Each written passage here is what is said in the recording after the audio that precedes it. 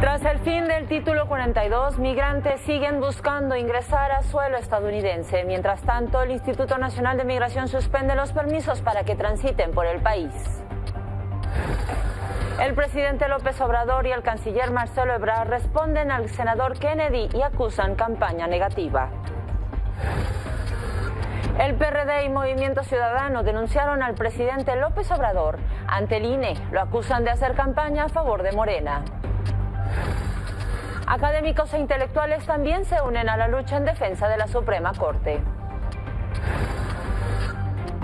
En nuestro momento del día, en Estados Unidos, Florida se queda sin trabajadores del campo y la construcción tras aprobar la ley antimigrante. Los empleados tienen miedo de ser deportados. Y andamos todos agüitados porque no llegó ni una persona a trabajar, ni alma se mira. Nadie sabe lo que tiene hasta que lo ve perdido. Miren, para que vean, ve, estoy yo subido aquí solo, nadie me está cortando, nadie está nada. No hay trabajadores, venimos a checar a Miami, a ver si es cierto y es verdad, mira, no hay trabajadores, todo vacío. Ahora cuénteme, miren, los que quedan están sentados, porque mira cómo está el trabajo ahí, miren. Y los que quedan están sentados. Esos son los que tienen papeles, los que quedan. Nunca había visto yo a una gente sentada.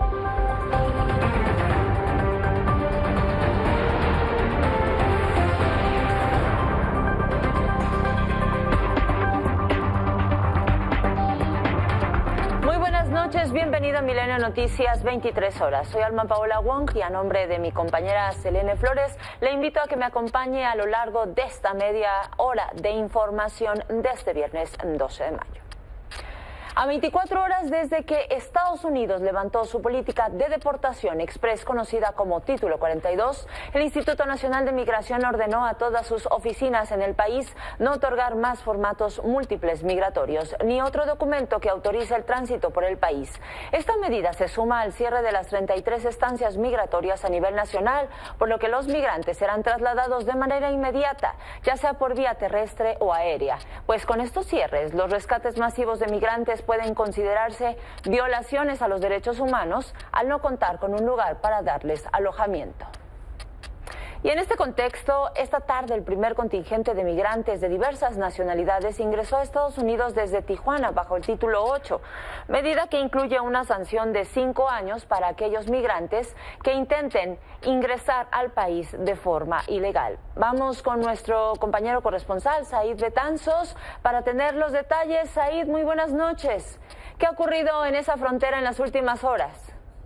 ¿Qué tal? Muy buenas noches, Alma Paola. Pues comentarte que la verdad ha sido tranquilidad, a diferencia de lo que se esperaba o se creía que pudiera suceder. En este caso, pues que intentaran los migrantes que no tienen estos documentos para cruzar a Estados Unidos, pues bueno, hacerlo de alguna forma o insistir.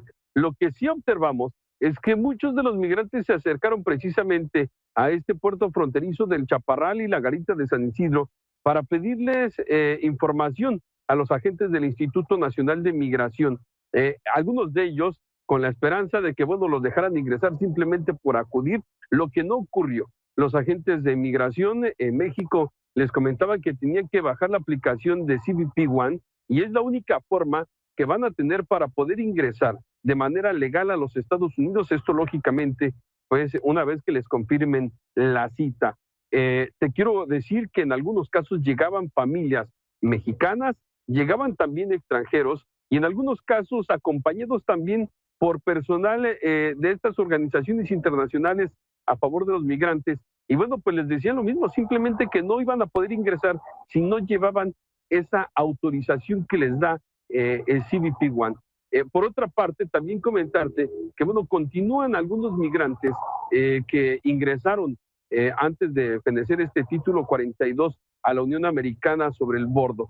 Pero ya quedan menos, prácticamente son hombres, habla de un aproximado de 250, y que, bueno, poco a poco son procesados por las autoridades.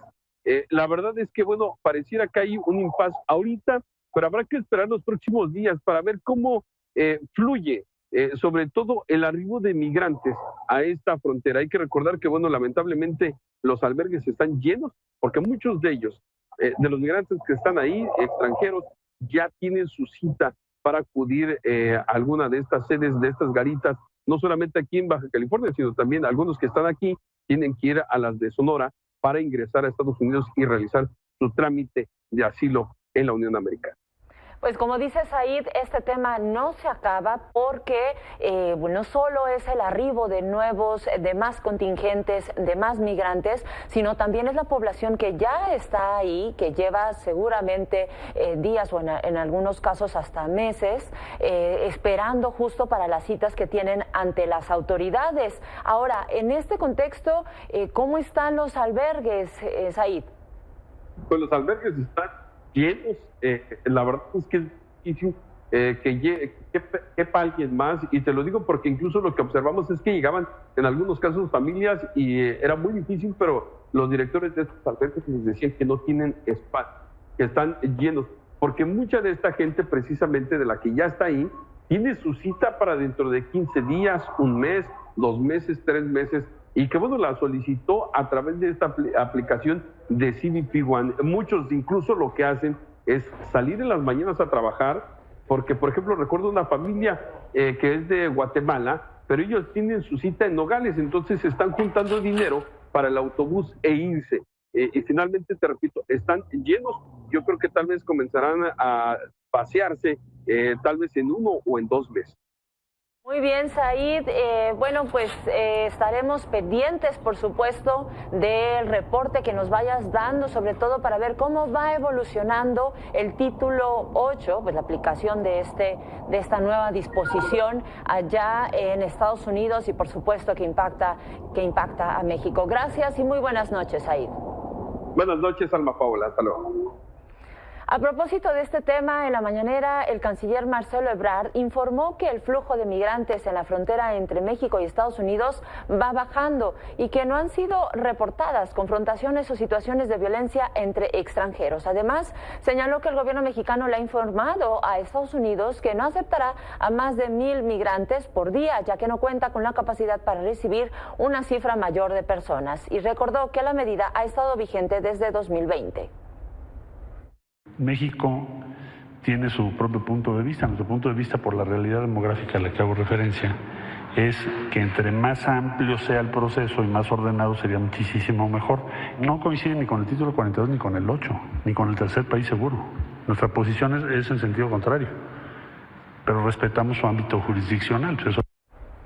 Precisamente para hablar más sobre las implicaciones que tendrá en México el inicio del título 8, nos enlazamos con Andrés Alfonso Ramírez Silva, titular de la Comisión Mexicana de Ayuda a Refugiados. Muy buenas noches, Andrés. Muy buenas noches, ¿cómo estás? En el marco del fin del título 42 y el inicio del título 8, ¿cómo está el tema de las solicitudes de asilo en México? Bueno, mira, la verdad es que ya desde el inicio de esta gestión, sobre todo, se ha acentuado tremendamente el número de personas que llegan a nuestro país a solicitar la condición de refugiado. Esto ha sido un incremento exponencial. Nosotros recibimos más de 70,000 en el 2019. En el 2020, por la pandemia, bajó a 41,000, pero en el 2021 repuntó tan pronto como ya había programas de vacunación, y ahí llegamos a tener el récord de 130,000. El año pasado llegamos a 119,000, que también es un número muy grande, y este año la verdad es que vamos a un ritmo tal que si siguen las cosas así, pues podemos rebasar los 140,000. Solamente después de los 4 primeros meses ya tuvimos 48,970 solicitantes de la condición de refugiado de 90 países diferentes solo en estos 4 meses. México está en la condición, hablabas de que se podrían alcanzar alrededor de 140,000. ¿México está en la condición de otorgar igual número, o cómo se estaría perfilando y sobre todo también los criterios? Mira, en realidad nosotros nos regimos por nuestra ley para refugiados, protección complementaria y asilo político, que a su vez se sustenta en buena medida en la normativa jurídica internacional, en la Convención de Refugiados de 1951 y su protocolo del 67. Nada nuevo, es algo que está establecido, como te digo, a nivel internacional, y esos son los criterios que rigen fundamentalmente los procedimientos de elegibilidad, con lo que nosotros podemos determinar si efectivamente la persona que llega a solicitar la condición de refugiado en México es o no es un refugiado. Es algo que no está pintado en la frente de las gentes, no es que nosotros podemos adivinar solo al verlos, y requiere de un procedimiento de elegibilidad, que implica una entrevista a fondo para determinar si efectivamente los elementos que brinda a través de la entrevista a la persona, pues son elementos que guardan consonancia, correlato con lo que se establece en la definición de refugiado. Además, también somos informados por la propia Cancillería en México, que así lo establece la ley, cuáles son las situaciones en los países de origen de donde provienen las personas, y nosotros entonces tomamos en cuenta esa información del país de origen, más la propia entrevista, y con ello estamos en condiciones de saber si se trata o no se trata de un refugiado. Esto es algo que se sigue, digamos, normalmente en todos los países donde se hace este proceso de elegibilidad. Andrés, con estos niveles de demanda, en promedio, ¿cuánto está tardando este proceso entre las citas y las entrevistas y la definición? Mira, la verdad es que justamente con este incremento tan notable que hemos tenido en los últimos años y particularmente este año, es imposible poderse tardar menos de 6, 7 meses. Es realmente demasiado el tiempo que se tiene que tomar, porque lo que nosotros hacemos no es algo tan simple. Como te digo, se trata pues de todo un proceso con diversas etapas. Empezamos con registrar a las personas, tomamos los datos básicos de las personas, biométricos, luego también hacemos una entrevista para determinar y identificar el grado de vulnerabilidad y los requerimientos o necesidades urgentes que las personas pueden tener para referirlos a que los atiendan, digamos, a nivel médico o en cualquier otro tipo de necesidad urgente o necesaria, fundamental.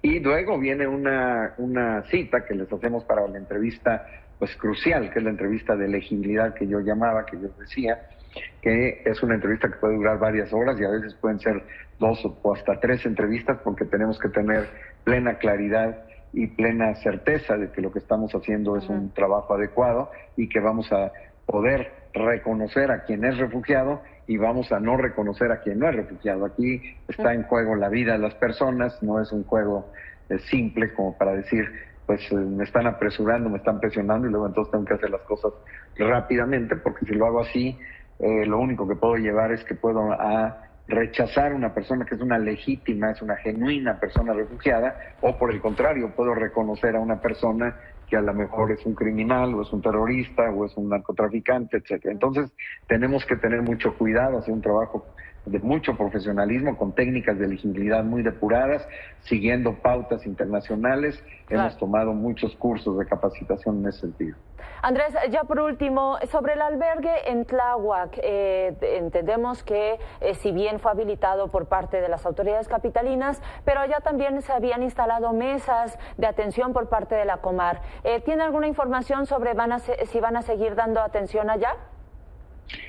Bueno, mira, en realidad fue decidido que se cerrara ese albergue. Nosotros, como bien dijiste tú, esto es un asunto del gobierno de la Ciudad de México y nosotros desde luego concurrimos al albergue justamente para poder apoyar a las personas que necesitaban de nuestra atención, personas que querían solicitar la condición de refugiado. Estuvimos movilizándonos 3 semanas a lo largo del tiempo que ha durado este albergue, a pesar de que estaba lejos. Nosotros sabíamos que era muy importante atender a las personas ahí directamente y acudimos siempre al llamado. Estuvimos inclusive la semana pasada, que fue un fin de semana largo, estuvimos viernes, sábado y domingo trabajando allá. Ahora se ha decidido cerrarlo y nosotros simplemente hemos concordado con las autoridades de que no se trata de que simplemente se cierra y que estas personas quedan en el abandono, puesto que todas esas personas que han sido atendidas allá fueron ya registradas por la Comar, ya las hemos notificado al respecto de sus solicitudes y los hemos admitido a trámite. Lo único que ocurre es que estas personas, el Instituto Nacional de Migración realizó un operativo durante todo el día de hoy para trasladar a estas personas a distintos lugares del país, sobre todo en varias ciudades, o sea, dispersas a las personas de tal manera que no haya una gran conglomeración que pudiera implicar pues una situación complicada para los lugares en donde llegan, que pudieran ser demasiadas personas, y luego entonces hay una distribución, digamos, más o menos equitativa a lo largo de, entiendo, más o menos unas 10 ciudades a donde se han trasladado todas estas personas a través de un operativo que entendía yo a lo largo del día. Fueron más o menos 22 autobuses que utilizó el Instituto Nacional de Migración. Nosotros estuvimos allí con ellos trabajando en términos de poder tener los listados de las personas para saber exactamente hacia dónde se conducían cada una de ellas, para que nosotros a distancia podemos continuar el trámite. Nosotros estamos acostumbrados al trámite a distancia también, porque en la Ciudad de México, por ejemplo, nosotros atendemos personas solicitantes de 24 entidades federativas. La Comar no tiene oficinas en todas partes y a través de la coadyuvancia con el Instituto Nacional de Migración se nos remiten casos y nosotros esos casos los damos seguimiento desde México. Pues Andrés, esperamos que haya seguimiento a las personas que ya realizaron su registro allá en este albergue de Tláhuac. Gracias y muy buenas noches. Que estén muy bien, buenas noches. Por cierto, en Chihuahua, Manuel Alfonso Marín fue nombrado como el nuevo titular de la Oficina de Representación del Instituto Nacional de Migración en el estado, tomando el lugar de Salvador González, quien fue vinculado a proceso tras el incendio en un centro de detención donde murieron 40 migrantes el pasado 27 de marzo. Durante la toma de protesta, se pidió a Marín Salazar mantener una visión humanista en favor de los extranjeros que pasen por México. Como parte de su trayectoria, fue subdelegado federal y local del instituto. En otros temas, luego de que ayer el senador estadounidense John Kennedy asegurara que sin su país México estaría comiendo comida para gatos y viviendo en tiendas de acampar, el presidente López Obrador y el canciller Marcelo Ebrard se lanzaron contra el legislador. Esto fue lo que le contestaron.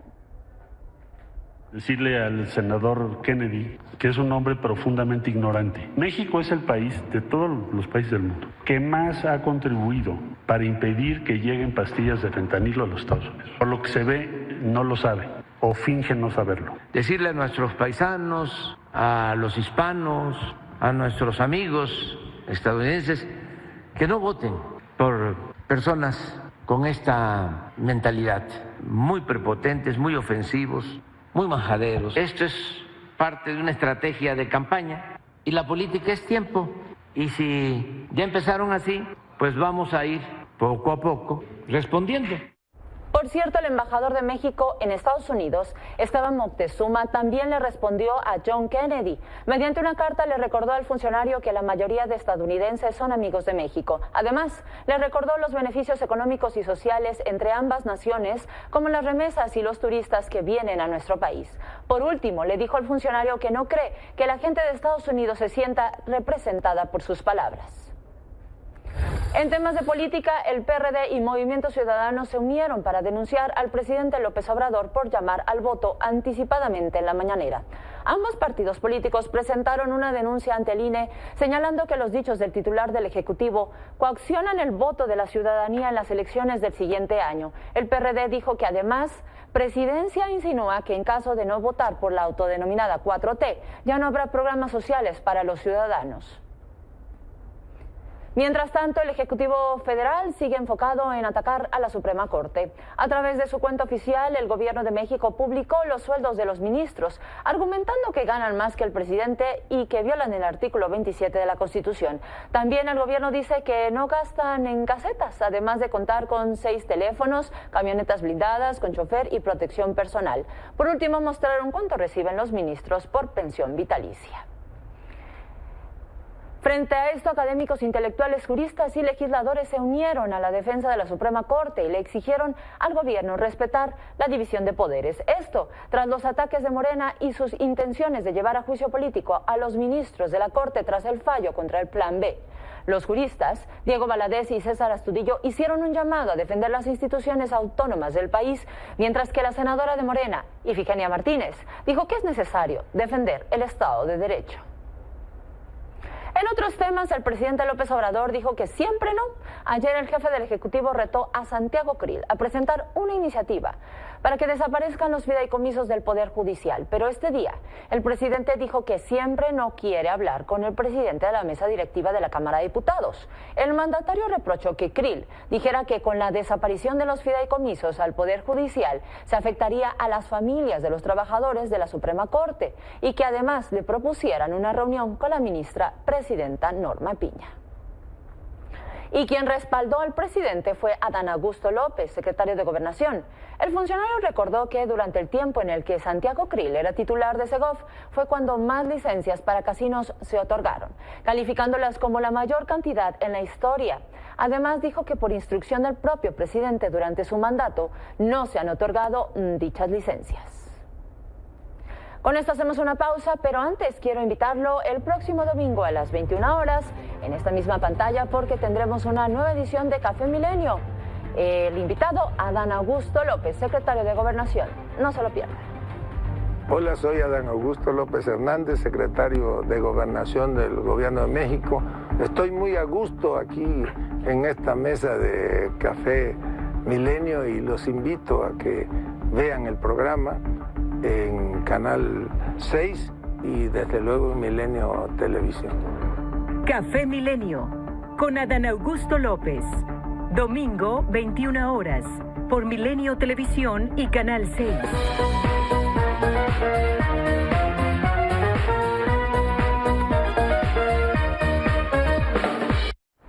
Y es momento de ir con Ivette Salgado. Muy buenas noches, Ivette, bienvenida. Buenas noches.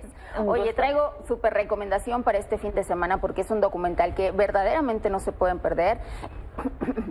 Estoy hablándoles de Steel, que es esta película sobre Michael J. Fox. Ya se estrenó en Apple TV y obviamente pues sabemos lo que él ha vivido a nivel personal y a nivel laboral con el tema del Parkinson. Desde que se le detectó a muy temprana edad, exactamente, estaba de hecho entre lo que hacía para televisión y lo que estaba logrando con Volver al Futuro. Y desde entonces, pues parte de lo que te narra el documental es justamente cómo él estaba lidiando en secreto con la enfermedad. Algo que pues no se sabía públicamente, que solo le compartió en ese momento a su pareja.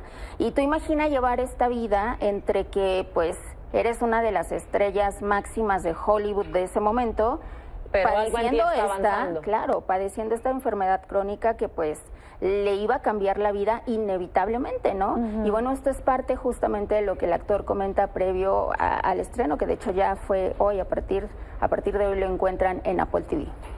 Vaya, qué fuerte. Es uno de los actores, bueno, por ejemplo, en mi caso, ¿no? Que con estas películas de Volver al Futuro, bueno, te marcaron, ¿no? Exacto, marcó a toda una generación. Claro. Y el hecho es también el tema resiliente, ¿no? Esta parte de que a pesar de todo lo que ha vivido con la enfermedad, y el documental mismo lo narra también, es esta situación de sobreponerse de una forma tan específica en su caso, con tanta fuerza, y sobre todo a través de una fundación que tiene, pues también apoyando a otras personas que padecen la misma enfermedad. Sí, ¿no? porque quizá alguna otra persona pues simplemente se hubiera retirado y desaparecer de la escena pública, ¿no? Exacto, lo estamos viendo un poquito por razones y una enfermedad completamente distinta a lo que pasa con Bruce Willis, ¿no? La enfermedad a él sí ya le impidió por completo incluso comunicarse de una forma efectiva.